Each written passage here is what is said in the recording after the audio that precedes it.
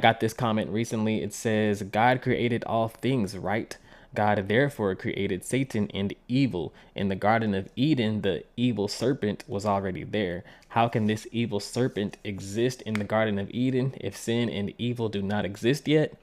Also, eating of the fruit did not create evil. It merely gave them understanding of good and evil. The whole creation story is filled with flaws. Firstly, the serpent is never referred to as evil. If you go to Genesis chapter 3, the word used here is crafty.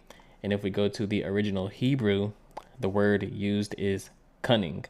But what we do not see is evil. What the serpent did do was tempt Eve. However, temptation itself is not inherently evil. For example, can you not also be tempted to do good? Also, evil wasn't something that was created. What we do see is that God created everything good. So evil is the absence of that good or doing something contrary to what God has deemed good. Nextly, no one's saying that eating the fruit created the evil.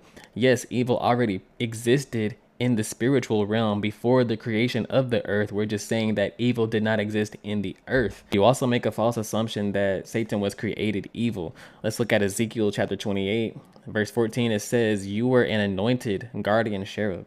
I placed you. You were on the holy mountain of God. In the midst of the stones of fire you walked. You were blameless in your ways from the day you were created till unrighteousness was found in you."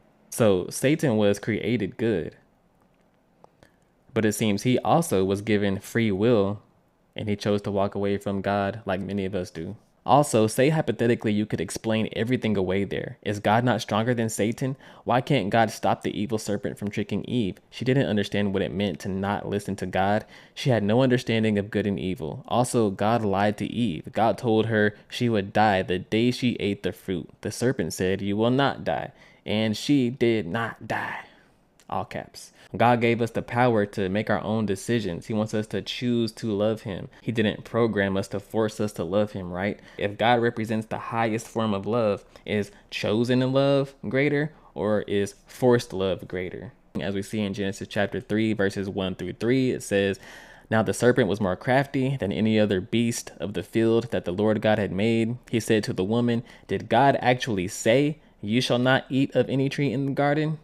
And the woman said to the serpent, 'We may eat of the fruit of the trees in the garden, but God said, you shall not eat of the fruit of the tree that is in the midst of the garden, neither shall you touch it, lest you die.'" So as you see, Eve knew the assignment. And last time I checked, Eve's dead, bruh.